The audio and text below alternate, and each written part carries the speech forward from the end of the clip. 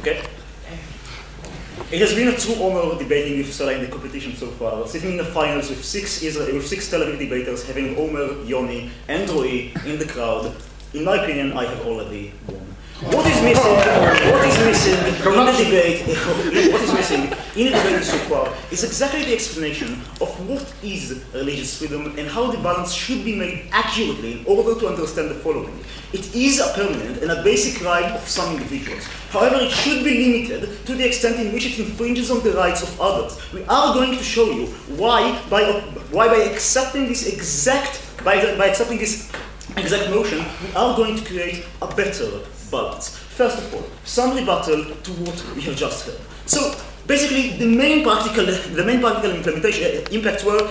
But listen, what about Pardes Katz and the Shemesh? There are 45% of people which are secular there, and we're going to hurt them really, really massively. So first of all, if there's a 45% of secular people in a certain city, they are elected to the municipality, they have coalition powers, they have a way to mitigate the effect on them, this is A. Secondly, we're fine with subsidizing movements for these certain individuals to other places. Thirdly, as said by the mechanism set by OG, it is perfectly fine to actually split it to another municipality if that's severe. And fourthly, and probably most importantly, how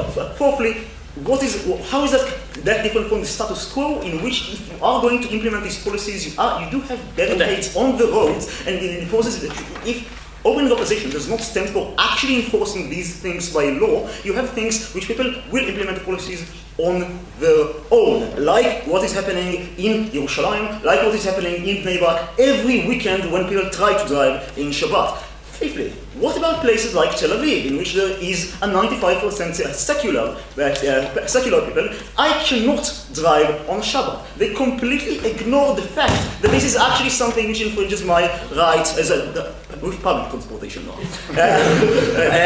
Okay. Secondly, what about listen? It's necessary for cohesion, because what happened in Ireland was really, really bad. A, this is an example for 100 years ago. We'll expect something which is quite more relevant, but B, you are going to, and you hope that you are going to, still imply this logic on the Christian, Cherkassi, Druze populations in Israel. You are not going to enforce them being under your Jewish liberal values that you try to enforce for all. If it's okay for this situation, why it is not okay for the Jewish community as a whole? And obviously we are not going to give them a charter to do anything that they wish. If they are going to pass something which is crucial, there are ways of limiting that as well. We do not have such a major cohesion in more places. Religious freedom and the actual balance. We think that it's quite ironic from side opposition in this debate to claim that they want to promote cohesion and liberal values, and at the same time say to people that they cannot actually practice their religion into the way that they wish. We do say that this is a value, this is a right in most WLDs due to the fact that this is something which is actually crucial for my own self, and please notice the word self-definition in a democracy. What we say is that people in the past, is that it's quite a crucial one, because I cannot have my life properly without it. People do believe, if you take the example of the Christians, that they are going to go to hell if they're not going to practice the religion properly. People do believe, as the Haredim that actually preferred in the past not changing their religion and actually practicing and maintaining the religious integrity, not just to going and to practice Christianism, and the idea that Judaism is one monotonous thing that you can just say, but it's okay because we're going to apply one rule that is going to be applicable for everyone, is a lie. You have the Orthodox community, you have the secular Jewish community, you have the traditional community, all of which care really, really deeply onto the way of actually practicing what they care and cannot apply one size fits all on them. So what we say is that it's actually quite intuitive that you should do so, specifically in Israel. It's a status quo. It happens with the Cherkassim, the Druze, the Christians in Israel right now. Moreover, the different educational systems that the side opposition tries to put in basically every POI is a status quo as a fact as a whole. There is a different educational stream. What we are for is actually having better integrity to the sense in which everyone will be able to maintain the religious integrity.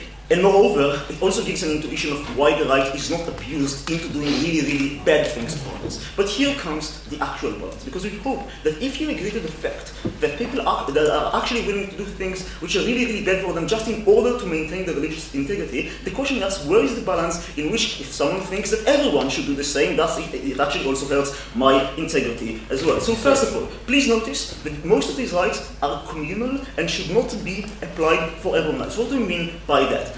Look at what is happening. When I talk about religious, I most of the time talk about self-fulfillment. It's most of the time for me, for my children to get the same education as myself. It's for my inner and closest community. But that's why we have congregations which are different from one another in most countries, because I apply the logic for only the closer ones. Most are not missionaries, they are an extreme group with it. Secondly, people are actually willing to give convenience in order to be in small places and small communities. This is why New York is actually the biggest Jewish city in the world, and it's not happening in Israel due to the fact, yes, due to the fact, I will want to be honest, due to the fact that people are willing to give up the place as a whole, Israel as a whole, just get the inner community to have the same values as them and not to apply them on everyone in the country. This is a good intuition of why New York is a great example here. Yes, Igor. It seems that you're willing to allow public displays of affection amongst gays to be outlawed in Jerusalem just so you can ride a bus in Tel Aviv. That's our fight. Why is it not yours? No, we're making specifically the balance.